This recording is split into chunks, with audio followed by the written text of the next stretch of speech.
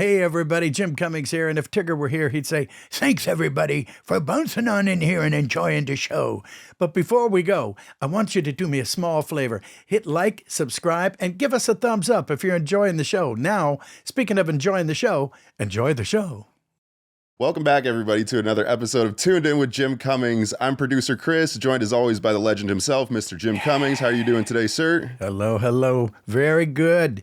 It's a beautiful day, a wonderful day in paradise here. Absolutely. Yeah, it's a hot day out today. Today we have a very special guest for you, the very talented Matt Lanter. How are you doing today, sir? Thank you. I'm well. I'm in Nashville, so it's quite hot here too. Are you guys in LA right now? Oh, yeah. Yeah. Yep. We're on the left We've coast. got the humidity, so we might have you beat. Probably. That's true. That's true. But you're in Atlanta, right? Nashville. Oh, Nashville. Well, yeah, that's a beautiful I'm place. a stone's throw from James Arnold Taylor. Oh, yeah. Literally a stone's throw. Wow, no kidding. That's funny. It'd be a good throw, but Well, yeah. If you're a good throw. Well, tell him, get him stoned and tell him that I said hi. Yeah, Or I'll extend something. the old can on the string. Yeah, there you go. Yeah, they work. Hey. Yeah, But yeah, great to have you here, man. It's a beautiful thing. My old Star Wars, Clone Wars buddy. Thank you. Absolutely. Thank you for having me. It's an honor. It's an honor to be on the line with you. Oh, You're a legend. So happy to be here. In my own mind. That's right. In everyone's mind. Well, thanks for being here, and thank you for that. Yeah, we've been doing this for a while now. Have lots of folks out there. We come in, we have fun, and nothing too heavy, nothing too. I don't think what politics and religion. That's about the only thing we haven't solved. And if you do, you need to take it to the bank because it's good luck. Yeah. But yes, indeed, it's great to have you, man. Thank you. Absolutely. And I was doing some research on you, and I realized that we were born not that far away from each other. I saw Northeastern Ohio, and I said, "Wait a minute, I'm from Northeastern Ohio." I had seen that before too, Jim. I had done the Google on you too, because I'm like, I know I've seen him in 6 million projects. And I want to feel somewhat knowledgeable, and I saw that as well. You were born in Youngstown, is that right? Yeah, I'm afraid so. Yeah. There you go. Yeah, so I was born in Massillon, Ohio, which I don't know how far that is, but it can't be more than an hour, hour and a half. It's not because it's in Ohio. Right, yeah. I understand they play a little football there. They play some football. That's right. Yeah. That's like one of my first memories, living with Ohio. I was there until I was 8 years old. And, the little kid NFL uniforms, like the little Hutch uniforms. That was my first, intro to football. I had a Cleveland Browns, Bernie Kosar, number 19. Wow. Bernie Kosar, little jersey and helmet. And, I've just sort of been a Browns fan my whole life. Mm-hmm. I'm a Falcons fan too, because I more or less grew up in Atlanta after 8 years old until I was an adult. But there's something about the Browns and this nostalgia of it. My wife is actually from Akron. And my whole family, at least my mom's side, is actually still in Ohio. And we actually own a home in the Canton area in Ohio. So unfortunately, I am a Browns fan. But you being so close, you get a choice with the Steelers, though, too, right? That's true. Yeah. Well, I was literally right between them. Yep. So, whoever had a more winning season, that's who I went with them. So you're a Steelers fan? Yeah. I suppose so, yeah. I think the Browns had a couple years in the history of the Browns, where they were good. But definitely an Ohio State fan. How about that? So we got to get that out there. So I'm not an Ohio State fan. Yeah. So because I went to Georgia and right. I moved there, and then I actually went to University of Georgia. So I'm a Bulldog guy, but my family is Ohio State. Yeah, that's not bad. Well, you got it covered. It's not bad. Then. Yeah. Good for you. Yep. Well, this is interesting because it's good to see you without a line of people in front of you dying for your autograph. It's kind of cool. I don't know about that, but it's fun. We go to these things and, people now, Jim, we've been doing the Clone Wars. We started in 2006, I think it came out. Yeah. Uh-huh. And so now you got all these people that are mid-20s and young 20s, and they literally grew up with the show. Yes. And this show is a core part of their childhood and their memories. And so that's a lot of the people that I'm getting at my table. I'm sure you've got, Oh yeah, sure. a whole lifetime of characters, but Yeah, I've the got their Star Wars, parents too. you got what? I've got those kids and their parents. And the parents, So well, good for you. yeah, Good for you you. know. But it's really cool. It's really fun to have people come up and say, man, this was my childhood and this show meant so much. And oftentimes, I'm sure, as you know, Hmm. it's more than just I like the show. Yeah, It means a lot more to a lot of people in certain ways, and it's true. numerous stories that more pertain to heart and life situations than just, oh, I like the show. Not that we don't love that as well, but Sure. it's a pretty cool and unique spot to be in. Yeah. Getting to kind of witness and hear these people's stories. Yeah. Yeah. Oh, I agree. I agree. It's nice to know, and it's interesting. Over the years, I've noticed doing these conventions and conferences and everything that cartoon characters, especially like with Winnie the Pooh and everything, he's helped people get through things, get through tough times, get through, oh my gosh, and you hear stories about grandma's funeral and, Yeah. God bless him, and I said, well, thank you. I'm very, very grateful. I never, I don't take myself seriously. I'm sure you're the same, but I take the work seriously because it means something to other people. I And, can't imagine, the stories that I get, and I mhm, play it, in the Star Wars. It's an action hero and fantasy. I sure. can't imagine the stories that you probably get Hmm. with what you just said, Winnie the Pooh, Oh yeah. because Winnie the Pooh, he's such a kind of that Yeah. soft, kind of It's nurturing. kind of comfort food. Yeah, he's kind of like your pillow in your safe Yeah. bed. You know what I Yeah. mean? Yeah. So I can't imagine the stuff that you get. I mean, I've Yeah. got people coming to me saying, I can't fall asleep without Clone Yeah. Wars, and I'm like, There really? you With all go. the blasters and the Yeah. cannons and Yeah. that's what puts you to sleep? Pew, pew, But pew, yeah, pew. but I There you can't go. imagine, the That was stuff my that you're bad getting. So, blaster. and Winnie the Pooh was our comfort. Yes, That's what it yes. was. That's for sure. Well, yeah. Well, it's always nice to know that Winnie the Pooh comforts people because then I build up my karma and then I can go back to being a jerk and Yeah, still that's right. Yeah. break even. Yeah, you can You put it know? in your nice guy bank and then just Yeah. go about your business until it empties. Absolutely. Absolutely. But again, glad you're here. Good Yeah, stuff. absolutely. Like I say, it's good to see you without a line of people between us. Yeah, And yeah. in fact, at the end, we'll have to, we have to make an announcement if there any place that people can come and see you in the near future. And we won't tell them now because we're going to make them wait. Yeah, okay. I have to think about it for a minute anyway. Yeah, there you go. Were you a big Star Wars fan before you got the role of Anakin? Not really, no. I Mm, had seen Star Wars. sure. I think my first introduction to Star Wars was because my parents weren't Star Wars people either. I didn't really come from a Mm, Star Wars family. So I really think that my first Star Wars film that I saw was maybe Attack of the Clones, just in my basement mm, Hmm. as a very young teenager. Um, hmm. of course, I knew Star Wars characters through pop culture. Everyone knows Darth Vader and Luke Yeah. Skywalker, Oh, but yeah. I didn't know the story. I didn't really know how it all came Mm-hmm. together. So no. And then once I booked the job, though, then I really dug into Yeah. it and kind of became a Star Wars nerd. And people know this, but I had kind of a Star Wars themed wedding. My dog's name is Ahsoka. Oh, my gosh. Your Yeah, so dog's name is, oh, that goes over well, I'm sure, she's at 13 years the, old now, and we named her Ahsoka 13 oh, years ago. So oh my yeah, gosh. Wait, yeah, what's yeah. a kind of Star Wars themed wedding?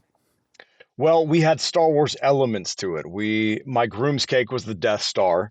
Oh, I had some clone troopers, some great guys from the 501st came out to the wedding and oh, uh and walked in the wedding party. No So, way. they oh, kind of that's escorted in the wedding. great. Yeah, yeah, yeah. And let's Those see. guys are cool. They're a lot of They fun. they're great. They're wonderful people. They do some great Yeah. things and Yeah. children's hospitals and charities and Yeah. stuff like that. So They're it's like the new Shriners. yeah. They go out and Yeah. do cool stuff for They people. Yeah, It's really absolutely. neat. Make a lot of people happy. They made me happy Yeah. that night at Yeah. least. Oh yeah. But man, yeah, it was fun. I had a little couple of Star Wars vows. I think my wife said something like, "You're the Obi-Wan for me." Oh That's no, cute. We that's left great. under a like a they do like military swords if you're like a Marine. Well, I'm not Yes. a Marine, but we had like this lightsabers. So we had party favors and people held up the lightsabers and we walked out. Oh, that's So cool. yes, I we was had I was Star look Wars elements. I was looking around for because the 501st gave me an honorary plaque for being Hondo Onaka, Yeah. and I think we have it packed up. I'm sorry to say because we're doing a little juggling here, Yeah. but yeah, it's really great, and they're into it. My gosh, these guys are dead serious. They walk through. I remember years ago, I was walking through. Just hanging out with Mark Hamill. It was at the San Diego Comic Con. Hmm. The big Mamu, Oh yeah. and we're and these guys walk in tandem. They're marching. They're boom boom boom boom boom boom boom. Dead serious. And Mark and I were just hanging out in the hallway. I think Tom Kenny was there. And so anyway, Luke Skywalker, Cat Dog, and Winnie the Pooh were all talking. Yeah. Anyway, and you hear all of a sudden they stop dead in their tracks, and they see Mark, and you hear, "Oh my God! Yeah. Oh my God!" And Yep. then Mark goes, "I gotta go," and he runs down the hall. Yeah. And it cracked me up because he literally ran down the hall. Yep. So we're standing there watching Luke Skywalker being chased by stormtroopers. And I'm thinking, Like wait a minute. should have filmed it. Yeah, I wish I'd love to get them to recreate that. Yeah. And I'm sure they'd be happy to do so, except maybe not Mark. Man. But It's but Star Wars. It's a fun world. Yeah. We definitely have some passionate fans, and that's what makes it fun, though. Yeah. Oh God, yeah. Passion. Yeah. They must go nuts at you over you at the conventions, and I know they do. It's just beautiful. Sometimes no one cares a thing in the world. It's like Oh, you never know. You never know what I you're don't know gonna about that. I don't know about that. Well, you've had a lot of people carrying a lot of things in the world. We were doing some research on you, and oh my gosh, you're all over the place, right? You were Yeah. did Commander in Chief with Gina Davis, who I'm crazy about. Years ago, yeah, that was I one of mean, my first really, really big jobs. yeah, Yeah, quick fun story not with that bad. is, yeah, exactly. I had been out in LA for a relatively short amount of time. I think it was around 6 months by that point, and then I Hmm. booked that job. Um, and that does not happen to people. Hmm. All Right. of a sudden, I was a series regular on an ABC show with an Oscar Boom. winner as my Yeah. mom. I mean, it was wild.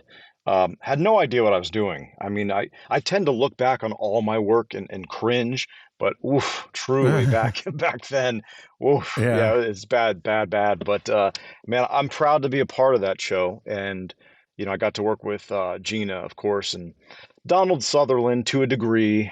Um, Mm. we didn't have a lot of scenes where we had dialogue, but I was in scene with him at times, and Mm. getting That's to great. watch these people work when I Yeah. was so young and fresh and green was a lot of experience and Yeah. Well, he's a great actor too. I mean, come on.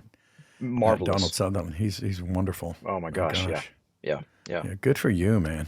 yeah. That's And then that good. just sort of, paved the way, and I ended up on a Hmm. lot of other really great shows with a lot of Yeah. great people. Well, you were on the cult hit, right? Heroes.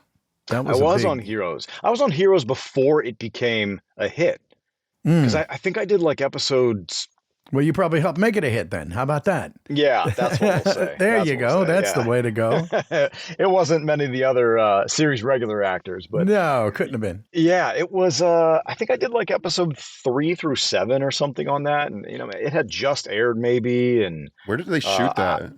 they shot it in LA. Oh, for some reason I thought it Majority was of my Vancouver. yeah, majority of my stuff was in like Valencia. We shot a lot out Mm. there. So yeah, but yeah, that was then it just sort of season 2, that thing really, really blew up, and I really wasn't a part of Hmm. it. So I didn't really feel the fandom from that really. Mm. But yeah, yeah. Mm. Wow. A lot of Wow. good stuff. I was able to do a play with Lawrence Fishburne, and it was me and him and one other girl. Right. And man, that was an experience. You know, What? I was going to ask you about that. Yeah, you got to yeah, tell us about that. Wow. that was a play. Uh, Alfred Urey wrote that, and Mm-hmm. it was like I said, me and Lawrence and another girl. I believe her name was Amanda McDonald, maybe. Hmm. I haven't seen her in years, but that was really the first theater I'd really done. And then all of a sudden, I'm in one-on-one scenes with Lawrence Fishburne. Were you You know, nervous Wow. at all? Was that was nerve-wracking? I nervous? Oh my I gosh! mean, he's Every night before I went out there, I was trying to do Yeah. push-ups or whatever I could do to like just try to calm myself. It's one of those things with theater. And by the way, this was at the Mark Taper Forum in LA. I think this might be the second largest um, Right. theater in LA. I think it seats around 800. And of course, we sold out every night. It's Wow. you know, it's Lawrence Fishburne, it's Mhm. Morpheus. So, and he's Yes. wonderful. So that was Wow. intimidating and scary, but it's like taking 5 acting classes at one time. I remember one night we had been doing it several weeks at this point, and looking back, I totally understand. But he came to my dressing room and he goes, "I'm going to throw you a curveball tonight." And he goes, Mm. I want you to hit it. I want you to hit it out of the park." And I was like, Oh, "Yeah, great. no problem." And he left, and I'm like, Sure. "What does that mean?"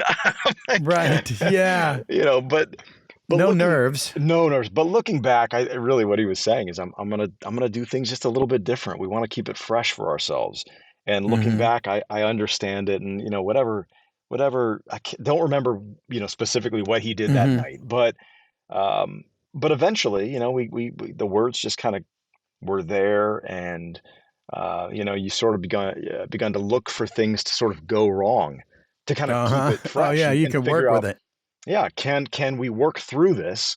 And one Wow. evening there was a scene in the kitchen where we had to open a Coke bottle or something, and I had to open it, and the thing exploded everywhere. Perfect. Yeah, exactly. Yeah. But I remember it because Coke or whatever it was went everywhere.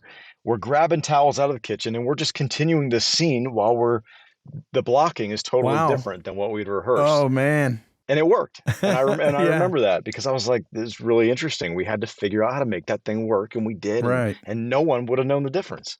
Yeah. Wow. To me, that's the That's most cool. exhilarating part about acting on stage is like the game within the game. That's what I call it. It's like when you've rehearsed something so many times that you know it like the back of your hand, but like exactly what you're talking about, the intricacies that come up with even a different inflection on something, or like you mentioned, different blocking. To me, that's like Yeah. the most fun part about being on stage. Mm-hmm. It's so vulnerable being Yeah. on stage. You're right.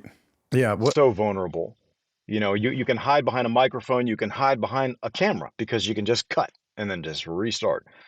But when you're out there in front of 800 people Ooh. on a Saturday night, and you've got Lawrence Yeah. Fishburne next to you, and these people are paying good money and they're expecting to see art, and I'm just trying to Yeah. survive. Yeah. It's No kidding. intimidating. Well, he's a hell of an actor. My gosh. Yeah. You know.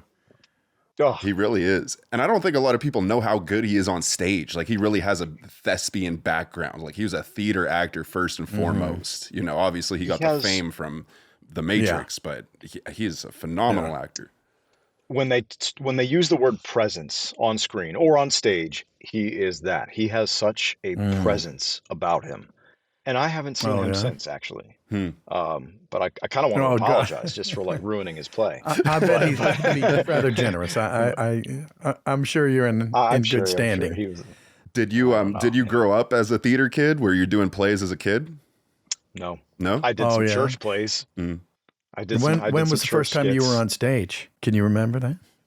Well, the first time I was really on stage Oh. was that. That was Holy the cow. Oh, my real gosh. first time. But aside from, yeah, I mean, aside from Right. church skits, but I don't think you can Mm. really count that. Um, but I did not grow up. I grew up as a Mm-hmm. sports kid. I was playing more sports, and I kind of came from a sports Uh-huh. family. My sister did some stage, and she was part of chorus, and she did some theater when she was in high school. So I remember going to watch It's not high the same school as being theater, on but I was stage, never right? a part of it. Not the same as being on stage. So that I really did not have a background in it. I think I feel like, and maybe I still feel like this, and Mm-hmm. I've heard this before, so I get it. But a lot of times I just feel like I'm a Mm-hmm. faker. You know what I Mm. mean? I don't know how I'm doing. I'm Sure. faking my way Yeah. through a Well, hey, career. yeah. Uh, If eh, fake it till you make it, right? I guess, but it's like you feel like sometimes you feel like you're a phony. I mean, Jim, you've got Mm. about a million projects under your name, so Uh, I can imagine you feel like that at any time. But sometimes I'm like, why am I here? They could cast someone oh way better yeah. than me. But I don't know. It happens, and then sometimes Yeah. things do fall into place, and like for example, the case of Star Wars, I, we've gotten great feedback on Oh the Clone sure. Wars, and just me personally, actually, with the Hmm. character of Anakin, for the most part, I mostly get love.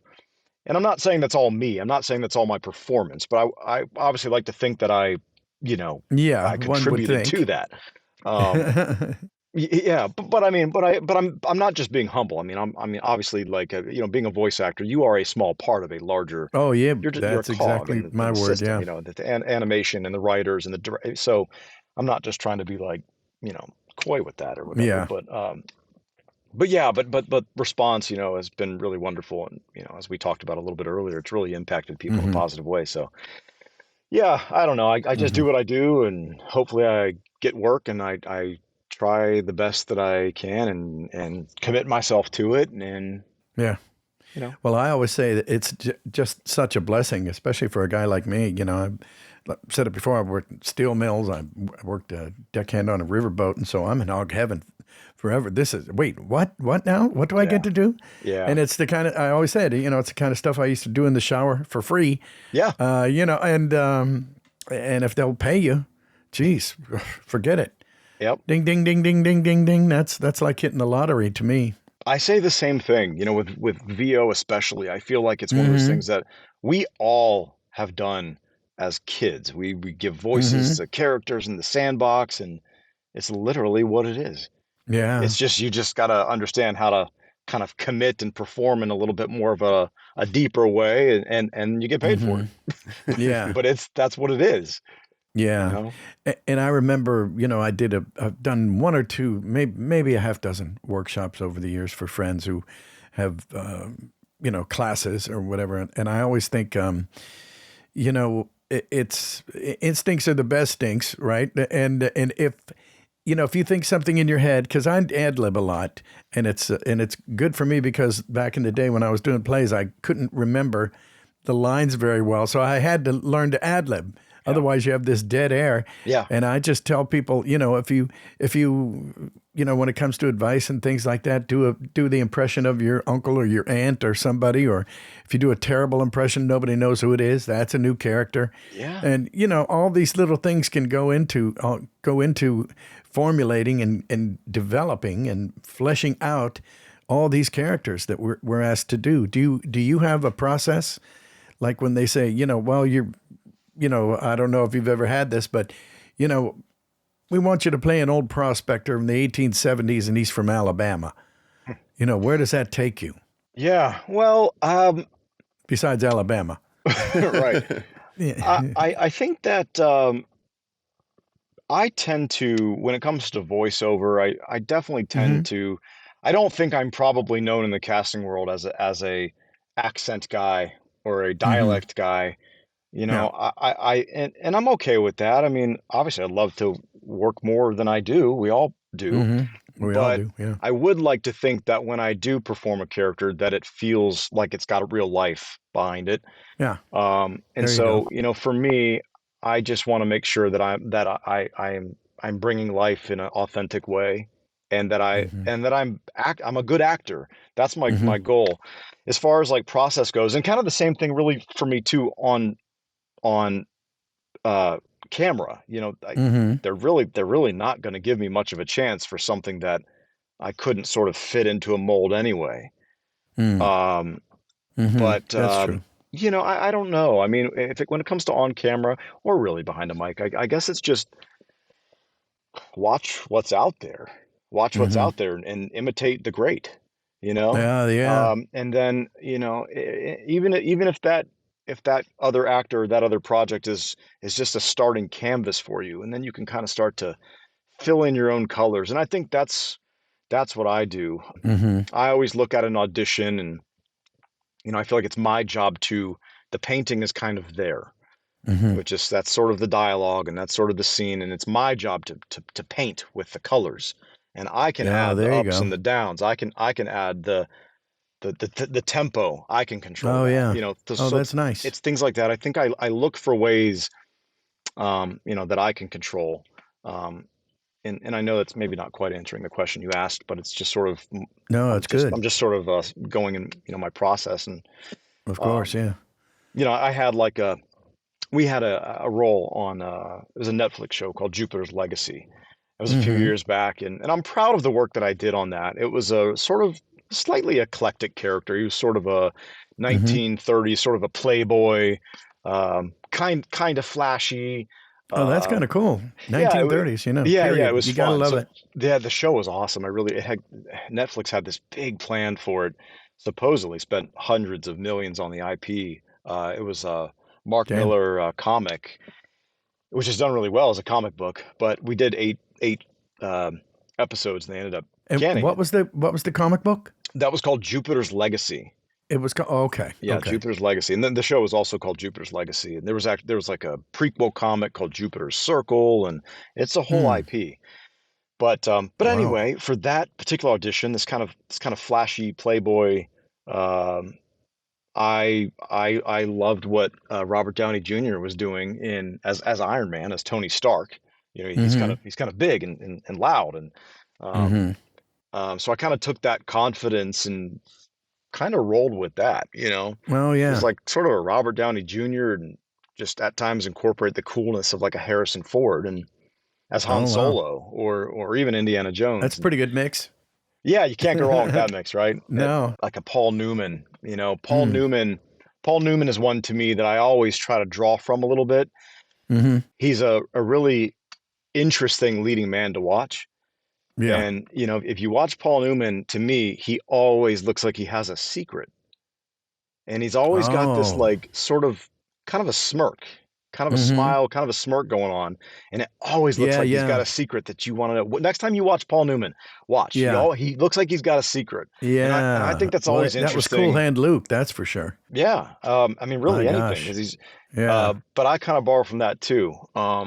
You know, and I don't know, man. I don't know. Yeah. Yeah. Put it all together and Put try it my best. together. It's sorcery. It's a recipe, Yeah, it's and a you hope recipe. it comes out half more than half baked. Yeah, exactly, exactly. Yeah. Oh man. Well, that's good stuff. And you have done. But I was looking up your voice credits here, and you've got some pretty cool stuff here. What the Secret of Wings, the Ultimate Spider-Man, the Yeah, Justice League, yeah, and of course Star Wars, yeah, yeah. the Bad Batch. Bad match. And do you have any favorites? Do you like villains or heroes, or the mailman? Well, I feel like I've had a lot of fun with the hero until he becomes the Hmm. villain on Yeah. with Star Wars. But uh, yeah, I have. I mean, you know, not compared to again like someone like yourself or James Arnold Taylor, you know, legends like this. But yeah, I've had some fun with VO. I did Ultimate Spider-Man. We did that 4 or 5 seasons, Hmm. and for that one, I Hmm. did. I was doing Flash Thompson, who's kind of the that Yep. bully, Yes. just kind of loud in your face bully. And then for whatever reason, they had let go their Harry Osborn, so they wanted me to do Harry Osborn. So I was doing Flash Thompson and Harry Osborn, who's he's a low Oh, key I sort didn't of know that. a hero Sure. friend in that show. Yeah, and he Um, became the Green Goblin. he did, but I didn't do Green Goblin. Um, but I did do Agent Venom because Flash Thompson becomes Agent Venom, and so that was kind of fun Oh, too. wow. Sort of the heroic version of Venom. Um, but yeah, I've done little bits on Scooby Doo and Hmm. um, yeah, Secret of the Wings, which my daughter loves that movie. That's on a lot in our house right now. I have a 7-year-old daughter, Oh, so that's great. it's one of the Disney Tinkerbell movies, and happy to be a part of Right. that. And that's what that was. Right.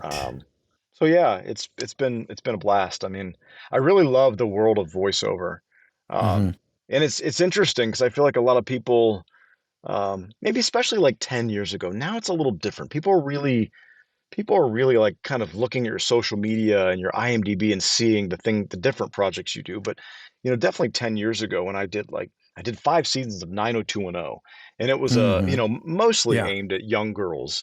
And so Mm-hmm. I had people that had no idea that I did VO, and sometimes still now, people that are Mm-hmm. fans of Star Wars, fans of Anakin, they have no idea that I do on camera work.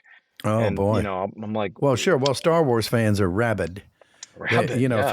you do anything into Star Wars, you're in. Yeah, You're you in. are. You are. Yeah. And vice versa. A lot of on-camera people that know me strictly from an on-camera career have no idea that Yeah.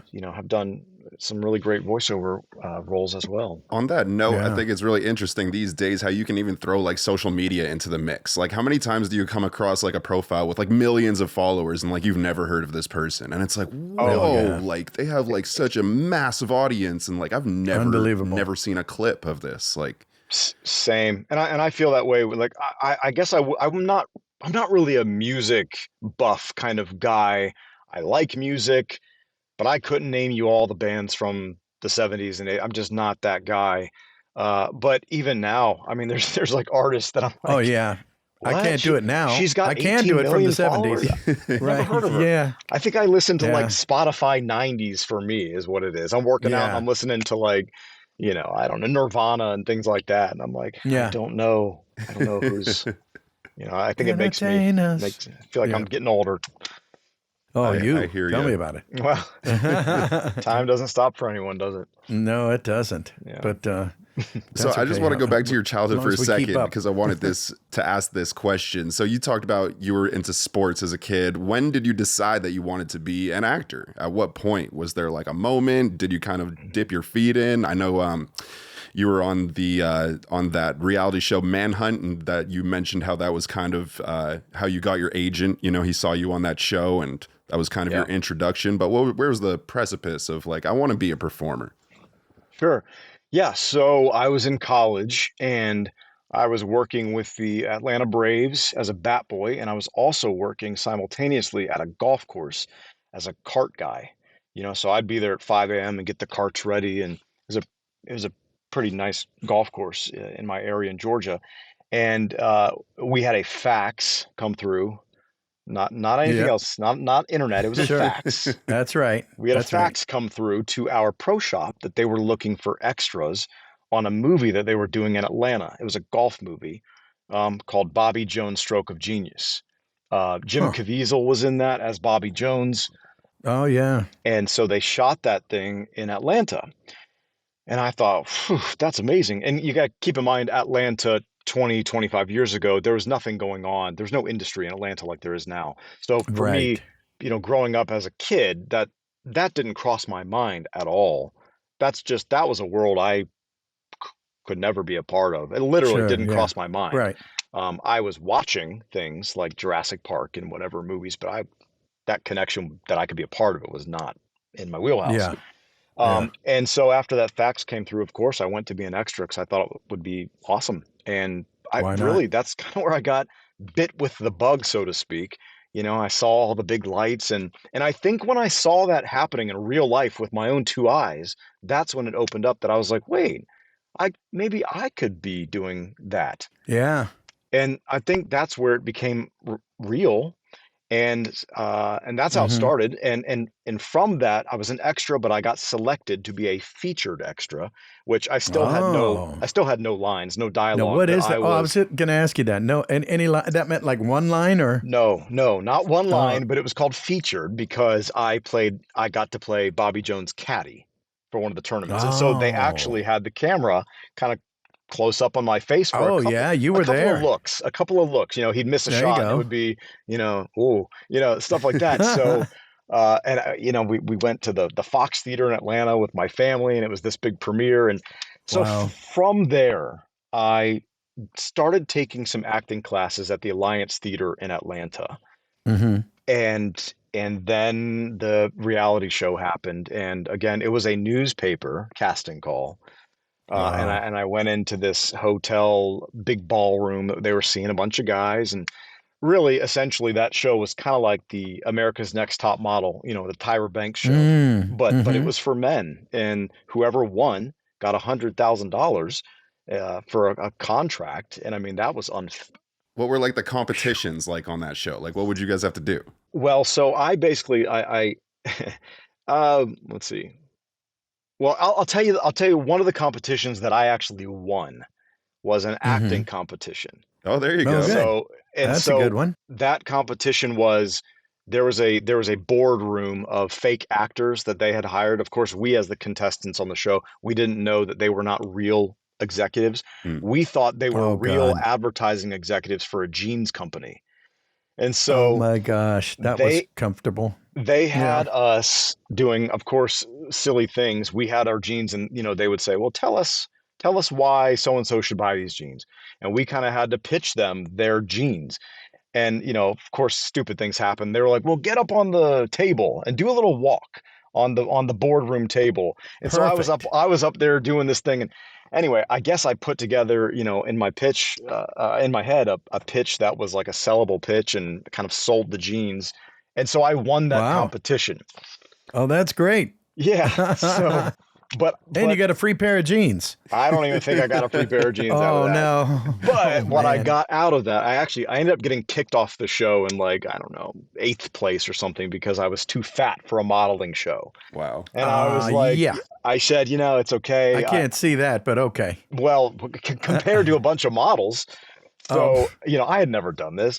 And so I was like, it's all cool. It's all right. I don't know if you guys have ever seen this, but they have these exit interviews. You get kicked off. They interview Oh, sure. you where they hope to get some tears out of you and some drama. But I was Right. like, it's all right. I'd rather be an actor anyway. I'm not really a model. I don't have a model's body. I'm 5'10". I'm not 6'2". It's perfectly fine. I'd rather be an actor. So on Mhm. that show, my manager at the time happened to be, he said he was playing poker one night and channels were going and he saw me say, "I'd rather be an actor." He found my email. I was back at the University of Georgia, finishing school, and he Yeah. emailed me and said, "Hey, I'm a manager in LA. If you were serious, let me know." And that's how we Wow. connected. And yeah, finished the semester and saved up a few grand, and I drove out my car with No kidding. And pillows what and year was blankets. that? That was I was literally driving on December 31st of '04, so I literally arrived like day one in my apartment of '05. No kidding. Yeah, Wow. Dang. yeah. And the rest is history. The rest is history. I had a rough time just for a few months. I think I was down to, my last dollar or something. And Right. and I ended up booking two jobs at one time. My first job was um, 8 Simple Rules for Dating My Teenage Daughter with Ritter. You Oh remember that one? yeah, I It's like remember an that ABC show. comedy. Oh, yeah. And then roughly at the same exact time, I booked a recurring role on a Fox teen horror show called Point Pleasant.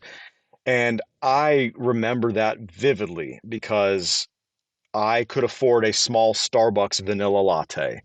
And Look at I that. thought I was on top of the world. I was like, Yes. I've Well, made it. hey, once you can shop at Starbucks, you're on the Well, I did, point being is I couldn't really afford Yeah. anything. I was about to run out of my last buck, and then all of a sudden, I was getting top of show, which at the time was, I don't know, $5,800 or something for an episode. And I did 3 or 4 Wow. episodes, and I was like, I've made it. Oh, yeah. Yeah. Heck yeah. Yeah, I was so naive, but but I could afford my latte. Yeah, that's right. I remember cruising up the 405. We shot that thing in San Diego. I remember cruising up the 405. I was talking to my mom or my aunt on my phone, had a Starbucks, Oh, my man. 98 Acura CL, and life was good. Yeah, no doubt. Well, hey, if I think anybody who's successful is anybody who's working. Hey, You know, especially now, man. Especially now. yeah, Yeah. yeah, because it's scary out there. I wouldn't Yes. be. I don't think I would like to be starting out now. It would be a little scary. We Don't you feel that way? constantly, my friends and I, because I have a lot of friends that are in the industry, we constantly say, we literally don't know how people make it in LA if they're not working as a doctor or a series regular on some Mm-hmm. show or something. I don't know how you do it now. I really don't. As Mm-hmm. expensive as rent prices are and food Oh prices and gosh. like, You Oh gotta yeah. you're working you gotta be working 3 jobs just to get by. If Oh you're just yeah. trying to get started. Well, you can't eat at McDonald's anymore, money wise. I know. It's yeah, it's kind of scary. We'll do these little trips on the weekends, as you know, and we'll go to a convention here or there, and I'm shocked. We can have a dinner for 4 people, and it's a couple $100 instead of flirting with 1,000. Yeah. Easily. Well, Yeah. It's unbelievable. I can speak to that. As a little bit younger of an actor, I kind of experienced this whole like social media shift. And it's really like, I feel like as an actor, trying to make it, you really have to have like a whole bunch of different things going, like social media. I had a clothing company selling clothing, just like you got to do what you can and just keep hustling. And then I was very fortunate, to get this opportunity, to produce this show with Jim. And it's just like, my main focus has always been acting, but like there's other creative aspects where I feel like you can exercise and still get that gratification, maybe in a little bit different way. I think maybe you experienced that too with your podcast. You had a podcast with your wife, correct? The Hello Baby? We did. Yeah. Yeah. This was back in 2017, which now feels like this is prior to most people having a podcast. Mm-hmm. But Mm-hmm. yeah, we just we started that one chronicling our journey as first-time parents. And Oh yeah. I'm a bit of a tech nerd. I like my tech and my microphones and my things like that. And so back then it was a lot of fun for me to technically set this thing up. And then we kind of just started doing this for ourselves, just sort of talking about what we were feeling, what she was feeling, what I was feeling. And I think a couple episodes in, we just decided like, well, we're going to make this a real thing. And so we, got with Mm-hmm. a ad placement agency, and we basically, yeah, we did a episode every week. And it's really, really cool because now we can go back and listen to that. And that is so awesome. And it's so awesome that we have that uh, audio for Yeah. my daughter to go back and listen to 20 Yeah. years from now about how mom That and is dad were nice. feeling in that moment. Yeah. Because That's we were nice. we were joyful. We had prayed for her. And so and actually we Yeah. were, you probably know, Jim, we're pregnant again right now. My wife is 23 Mm-hmm. weeks right now. And we Congratulations. Oh, thank you, thank you. congratulations. Yeah, we were contemplating doing the another season of the podcast. We've just been so busy. You tend to be a little busier when you have children Oh, already. yes, that's for um sure. so we haven't gotten to record anything, but we might just kind of record, a few, not weekly, but that's what we Mm-hmm. did. And yeah, man, we're so glad we had it. And we got some really, really great response off that one as well. Just a lot of people saying, hey, at that time in 2017, there maybe was a couple, maybe a small handful of podcasts that were parenting and pregnancy related podcasts. Oh, sure. Yeah. And at that time, and it really helped a lot of people. We got a lot of comments like, because we had like, overall it was a very healthy pregnancy, but of course we had Yeah. things that happened and scares that happened, and Oh, as yeah. they do. And we had people, oh, we're listening along to whatever, week 19, and we felt the same way, or my daughter had the same thing, and we had to see the doctor, and it really gave me a lot of comfort that you guys had experienced this, and I could. Mm-hmm. So it was really cool in that way too. Yeah. Oh, that's beautiful. Yeah. Yeah. Yeah. Well, that's a great memory. I think a Yes. cool thing you mentioned about it was how it was like a journal, almost like a journal, and being able to share that in the future. And I've kind of experienced that too, just in the last 2 years on this podcast. It's really interesting to like go back and look at like how you've developed, like even just Yeah. as like an interviewer. I know me and Jim have talked about this before because this is both Yeah. our first time, doing something like this. Mhm. And it's really fascinating to like tweak all those little skills that you don't even necessarily think of when you're watching somebody do it, Yeah, absolutely. That's the cool part about, this audio and video, and Mm-hmm. even same performing, doing TV shows and movies and stuff. You look back and, although I'm embarrassed about it, it is fun to see progression of how I've gotten better at certain things, and, things that I can Mm-hmm. look back and be proud about. And but yeah, certainly that diary aspect of our Mm-hmm. pregnancy and, our Oh, that's journey. beautiful. Yeah. Yeah, Yeah. And it'll be nice for the little one too. absolutely. That's Absolutely. gonna be cute. That'll be sweet. Could be the most valuable of all for her. Yeah. You Yeah, mentioned she's I think 7 so. now. Has she gone back yet, or is still too young? Has she listened to She any of them? She hasn't listened to it. I don't even really know that she knows we have that. Hmm. But because we haven't like sat down and said, "Hey, listen to this." But Right. she's really into, going back in our phones and looking at pictures and videos Oh of yeah. herself when she Uh-huh. was a baby and Oh when yeah. mommy was pregnant, at this time. And Oh. she's really, really into this pregnancy now as a big sister. She's Mm-hmm. really excited about it. We have all the pregnancy apps, the bump app and all that sort of stuff. And she wants to look at it every day. And, how big is the baby? And what Oh. fruit do you compare it to today? What's the size? What's Oh developing gosh. today? And she's been so involved in the excitement of this current pregnancy Uh-oh. that Well, she's this going to be is an excellent big sister. absolutely, yeah. This is as much her baby as it is, me and mommy's baby. Oh yeah. So yeah, she's really, really pumped to be a big sister. Yeah. Well, I remember at that age, my kids are all adults now, but I remember, telling them, you know what, girls, what? These are the good old days. And they go, okay. And then, of course, eventually I'd say, you know what, girls? Yeah, Dad, these are the good old days. Okay. And I go, well, they will be, dang it. I Yeah, promise you. yeah. You don't have that perspective until you do. Man, it's wild. Do you guys remember this song? Came out in 1999. Chris, I don't know how old you are, but uh, and I don't remember who it was by, but it was kind of the first of its kind. It was a song, but it was a guy and he was just talking.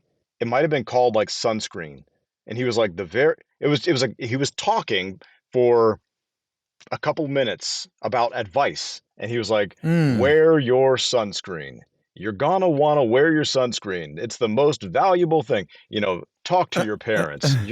It just popped up on a Uh, social media thing, so it reminded me of that. But yeah. the advice is so true. Came out in Yeah. 1999, and everything applies today still. It's Oh, pretty wow. wild. Yeah, except the sunscreen thing, because I've seen articles that talk about sunscreen now causes cancer. We can't What? win. Oh yeah, oh yeah, So you're doomed if you do and doomed if you don't. yeah. I guess so. Okay, that's not fair. Yeah, French That's fries, it's sunscreen. yeah. You can't Yeah. win. Yeah, what was it? I remember that commercial about eggs. The eggs were walking around looking at the camera going, well, I guess we're okay for you again.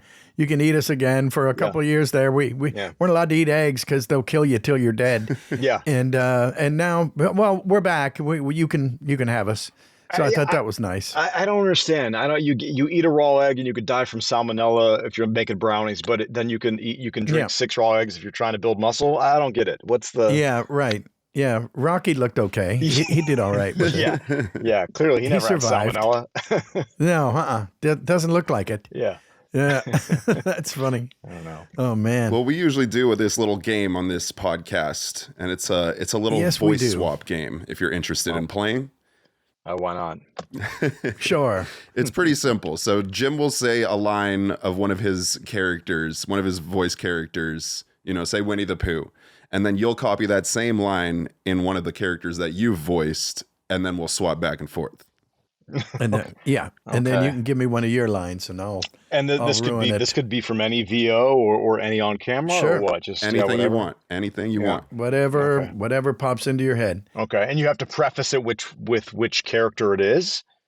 Yeah, just for the audience. Couldn't hurt. Yeah, Okay. All right. So, like, for Yeah, example, so- like we have Hondo and Anakin. So Jim would say a Hondo line, and then you'd say that Hondo line as Anakin, and vice Okay. versa. Okay. Let's play. Mhm. How about we start off with All that? right, all right. There you go. I think Hondo's a good place to start. Okay, Hondo. Here is an actual. Of course, I ad-libbed all the lines, so they're easier for me to remember. I don't think I ever said. I didn't say half the words that they wrote.